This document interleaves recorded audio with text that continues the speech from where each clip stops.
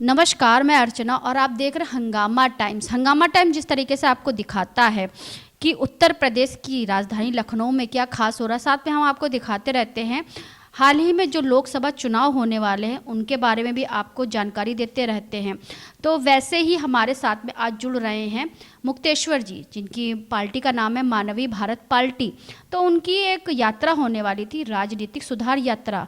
तो उसका क्या हुआ, उसके बारे में हम उनसे बात करेंगे कि राजनीतिक यात्रा का क्या हुआ, क्या उनकी यात्रा ठंडे बस्ते में पहुंच गई है या फिर बड़ी बड़ी पार्टियों से वो भी गठबंधन करने के में लगे हुए हैं।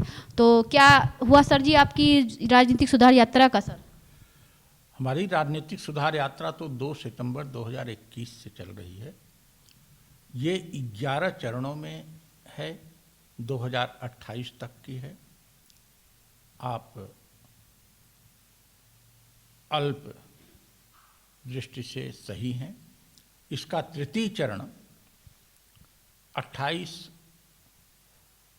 सितंबर 2023 को शुरू होना था, शास्त्री नेहरू मालवीय स्मृति यात्रा के रूप में लखनऊ से बनारस तक के लिए, जो कि निलंबित है। इसका कारण क्या है ये बताना उचित नहीं है, लेकिन सार्वजनिक जीवन में रहने के कारण एक मजबूरी भी होती है कि पत्रकार के बात का जवाब सही देना चाहिए और नो कमेंट करके निकलने की न हमारी आदत नहीं है। वस्तुतः हमारी पार्टी का नारा है जय इंसानियत। पूरे समाज के लिए, पूरे मानव समुदाय के लिए जय इंसानियत। क्या हम अपने शरीर के लिए इंसानियत को खो दें? क्या अपने परिवार के लिए इंसानियत को खो दें? कारण यही है कि परिवार में स्वास्थ्य संबंधी कारणों से मुझे इस यात्रा को निलंबित करना पड़ा है। यह तृतीय चरण कुछ तिथियों के फेरबदल के साथ शीघ्र ही घोषित किया जाएगा और आपको सूचना मिलेगी। रही बात आपके प्रश्न का दूसरा जो पक्ष है कि हम भी तो नहीं अन्य पार्टियों से साठगांठ कर रहे हैं, फिर मानवीय भारत पार्टी का अर्थ ही क्या रह जाता है? जय इंसानियत का अर्थ ही क्या रह जाता है? नई पार्टी बनाने का अर्थ ही क्या रह जाता है? क्या जय इंसानियत लाइजनिंग की अनुमति देता है? क्या जय इंसानियत दलाली की अनुमति देता है? क्या जय इंसानियत मर्यादा हनन की अनुमति देता है? कदापि नहीं। आज किसी भी गठबंधन में शामिल होने का मतलब है कि हम मानवता के विपरीत, भारतीय संविधान के विपरीत, भारतीय जन आकांक्षाओं के विपरीत कार्य कर रहे हैं। इसलिए किसी गठबंधन से समझौता करने की बात तो दूर, बातचीत शुरू करना भी संभव नहीं है। जैसे आपने बताया इंसानियत अनुमति नहीं देता, लेकिन राजनीतिक गलियारों में जो राजनेता घूम रहे हैं, चाहे आपका नीतीश कुमार हो जिन्होंने इतनी बड़ी बात कह दी महिलाओं के लिए, उनसे लोग पार्टियां जो है आस लगाए हुए होते, ये मेरी पार्टी में आ जाए, ये मेरी पार्टी में आ जाए। वहीं पे स्वामी प्रसाद का ऐसी टिप्पणी आना, उनको अखिलेश यादव का संरक्षक मिलना, तो राजनीति तो अनुमति देती है सर ये सब करने के लिए, उस पर क्या कहेंगे? राजनीति अनुमति नहीं देती, संविधान अनुमति नहीं देता, गांधी, नेहरू, अंबेडकर, पटेल अनुमति नहीं देते, कबीर, सूर, तुलसी अनुमति नहीं देते, भारतीय संस्कृति अनुमति नहीं देती, सनातन धर्म अनुमति नहीं देता, इस्लाम अनुमति नहीं देता। ये आज के राजनेताओं ने अपने स्वार्थ में राजनीति को इस दुर्दशा में ला दिया है और इस दुर्दशा से इसको निकालना है। इसी चीज़ को सुधारने के लिए तो आपकी सुधार यात्रा की तैयारी हुई थी, तो सुधार यात्रा कहीं ना कहीं ठंडी पड़ गई? एकदम ठंडी नहीं है। सुधार यात्रा 2 सितंबर 2021 से चल रही है। 2 चरण पूरे हो चुके हैं, तीसरा चरण निलंबित है और उसकी तिथियों में परिवर्तन की सूचना शीघ्र ही आपको दिया जाएगा। एक बार पुनः मैं कहूँगा, आप अगर स्पष्ट कहना चाहती हैं कि यदि किसी की पत्नी बेड पर हो, बेड रेस्ट पर हो, तो ऐसी स्थिति में इंसानियत का तकाजा है कि वह अपने राजनीतिक कार्यक्रम को कुछ समय के लिए स्थगित कर दे। संभव है कि हम राम जैसे महान न हों कि उन्होंने सीता का परित्याग कर दिया, या पटेल नेहरू जैसे महान न हों कि उन्होंने अपने परिवार के स्वास्थ्य खराब होने के बावजूद भी राजनीतिक संघर्ष किया।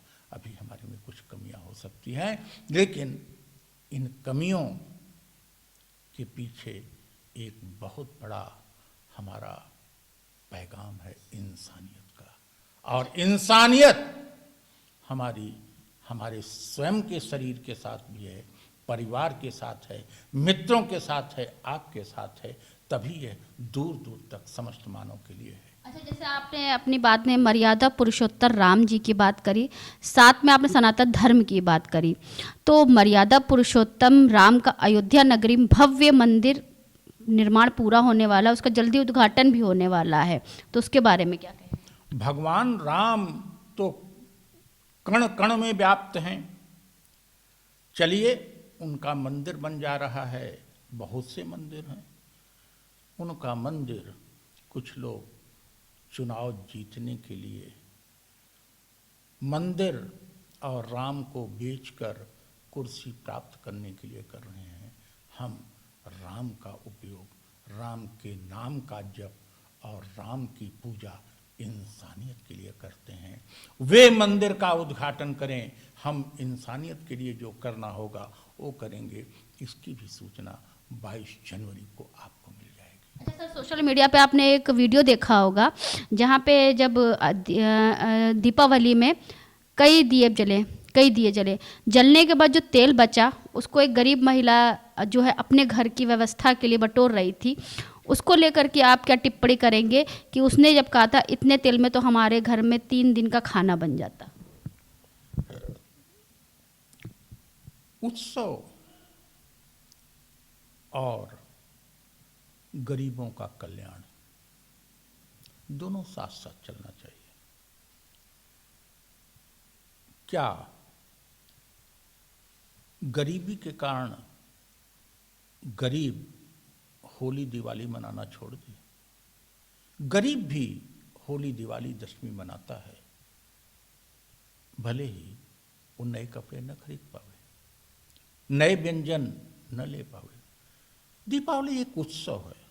यह उत्सव उस गरीब को के लिए प्रेरणा है कि ऐसे दीप जलने चाहिए।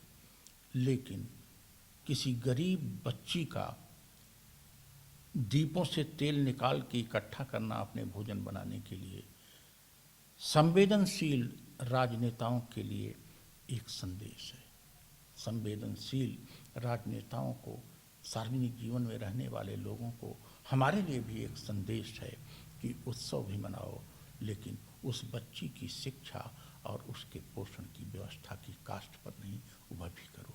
दोनों साथ साथ चलना चाहिए। कहावत आपने सुनी है ना सर कि दिए तले अंधेरा होता है, वैसे ही दीपावली तो अयोध्या नगरी में बहुत भव्य तरीके से मनाई गई, लेकिन वहीं गरीबों के घर में दिए नहीं जले। तो सर ये बताइए, आप शिक्षा के क्षेत्र में भी कार्य कर रहे हैं, जिस तरीके से मुक्त आकाश आपका एक संस्था है जो शिक्षा के क्षेत्र में कार्य कर रही है, तो शिक्षा के क्षेत्र में मुक्ता आकाश को और बुलंद बनाने के लिए आपकी क्या नीति है? देखिए, मुक्ताकाश एक खुला मंच है। शिक्षा के क्षेत्र में तो मैं पिछले 40 साल से 4 दशक हो गए कार्य कर रहा हूँ। अब पिछले 2 साल से मैंने मुक्ताकाश नामक संस्था को माध्यम बना लिया है। यह शिक्षा से काफ़ी आगे बढ़ती हुई संस्था है। यह सफलता तक सीमित नहीं है, यह चाहती है कि सबको सफलता भी मिले, सबको जीवन में संतुष्टि भी मिले और सबको आनंद भी मिले। और इस खुले मंच पर हम सबका स्वागत करते हैं कि वे आवें, अपनी सफलता, संतुष्टि और आनंद को लोगों को बीच बांटें, और जो लोग इनसे वंचित हैं वे लोग आवें, उनकी हम सहायता करें। इस मंच द्वारा वो सहायता प्राप्त करके अपने जीवन को सफल और संतुष्ट बनावें। सर एक आखिरी सवाल आपसे, राजनीतिक से जुड़ा, शिक्षा से भी हो गया, राजनीतिक से, लेकिन फिर हम लोग घूम के राजनीति पे आ रहे हैं, क्योंकि अगर राजनीति सही रहेगी तो कहीं ना कहीं शिक्षा का विस्तार भी होगा, शिक्षा का विस्तार हुआ तो लोग रोजगार भी होंगे, और लोग रोजगार जब लोगों को मिलेगा तो लोग जागरूक भी होंगे, उनको अधिकार अपने पता भी चलेंगे कि हमारे क्या अधिकार हैं। तो सर जैसे आपने देखा होगा बड़ी बड़ी पार्टियां अपना एक गारंटी कार्ड तैयार कर रही हैं।